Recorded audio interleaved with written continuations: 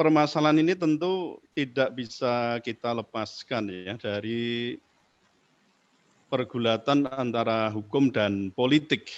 Karena mau atau tidak, ya, nyatanya hukum dan politik itu kan seperti dua sisi dari satu keping mata uang.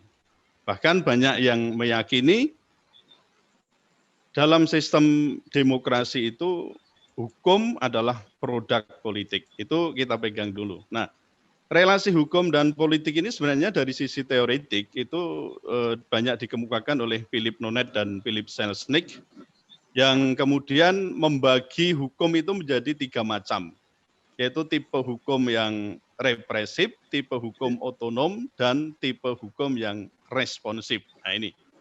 Nah dalam sistem hukum, sistem politik yang otoriter, tipe hukumnya itu represif.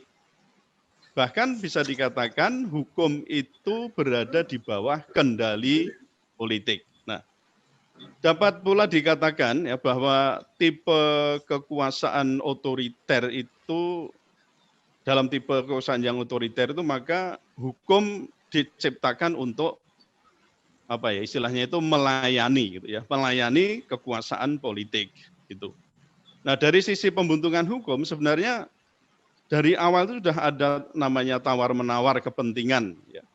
Dan transaksi juga terjadi di situ, tetapi transaksi yang dilakukan itu tidak pernah sempurna dan selesai.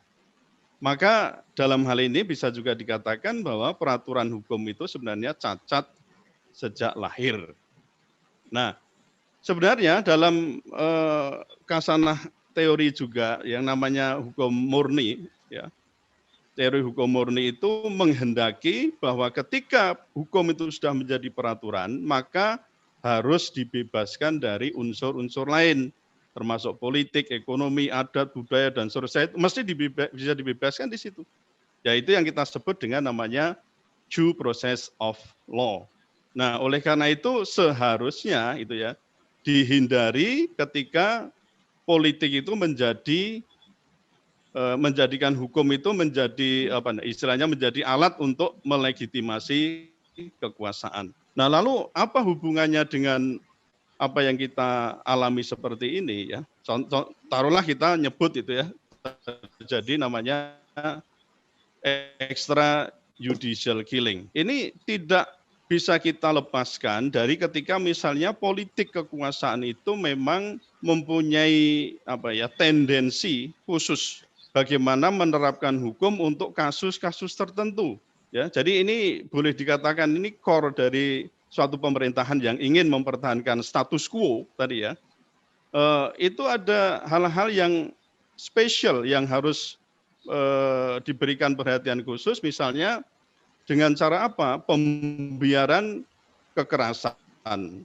Lalu adanya misalnya persekusi. Ya, sekarang ini yang kita alami ada kemungkinan terjadinya extrajudicial killing.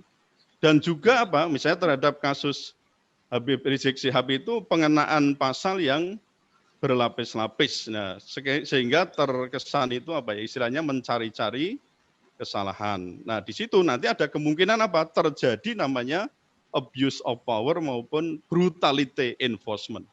Nah, ini yang extrajudicial killing yang saya tengarai itu ya terjadi untuk 6 anggota Laskar FPI itu saya berpikir kok itu sudah menunjukkan bahwa di sini hukum itu didominasi bahkan disetir oleh namanya politik kekuasaan.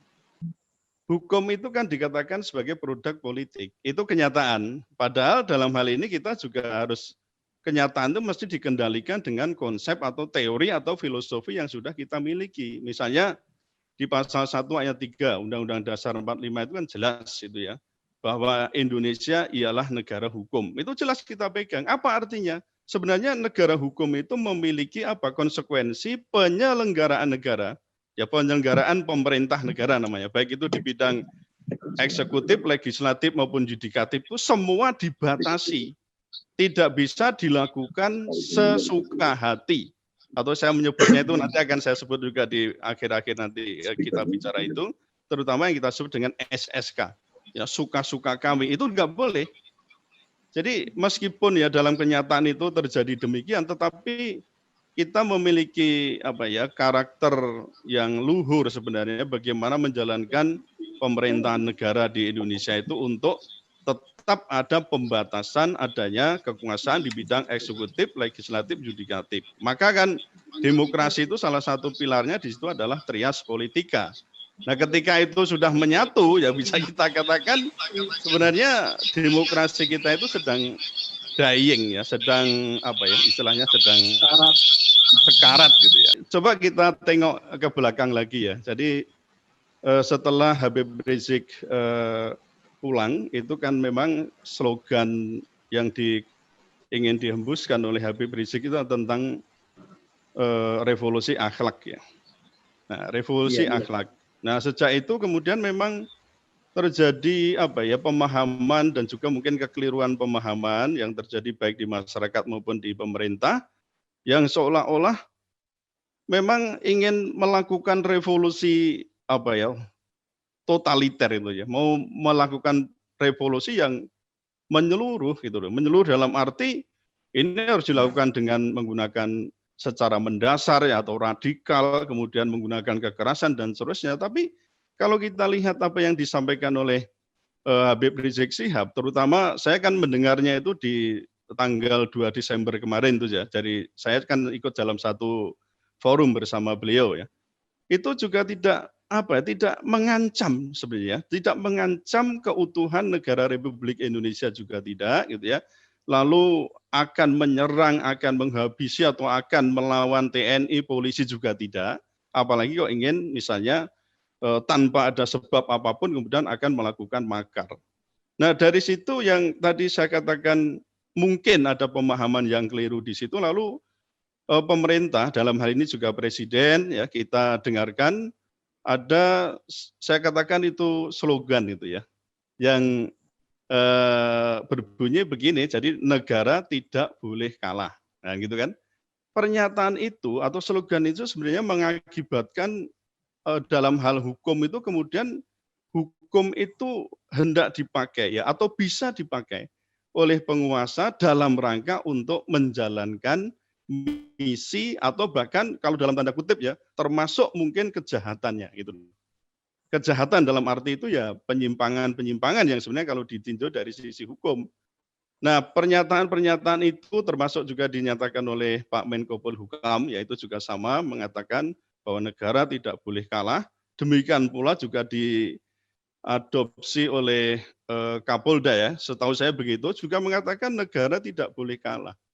Ini memang pernyataan yang singkat, tetapi dari sisi hukum itu ada sangat kemungkinan terjadi bahwa hukum itu akan dipakai sebagai alat oleh penguasa untuk mempertahankan status quo atau kekuasaannya. Nah, ini tampaknya saya juga melihat benang merahnya sampai di sini, kemudian sampai terakhir kemarin ada kata-kata dari Pak Presiden bahwa aparat itu dilindungi hukum. Masyarakat atau rakyat tidak boleh sewenang-wenang melanggar hukum. Kalau menurut saya ini pernyataan yang terbalik gitu ya. Mestinya kan rakyat itu dilindungi oleh hukum, aparat tidak boleh berbuat sewenang-wenang, kan mestinya begitu. Nah, kalau yang kemarin terjadi ini masih dugaan kuat ya. Jelas kan sudah ada yang terbunuh 6 itu dari sisi manapun jelas itu bisa kita katakan itu adalah extrajudicial killing. Nah, apakah di dalamnya nanti memang itu ada kejahatan tertentu, itu mesti akan kita selidiki, tapi dengan adanya orang yang terbunuh sebelum diadili dalam due process of law, ini dari sisi hak asasi manusia, dari sisi bagaimana penegakan hukum yang benar, bagaimana menjalankan tugas surveillance misalnya yang benar, itu saya kira itu bertentangan atau berlawanan dengan prinsip-prinsip yang seharusnya dipegang itu.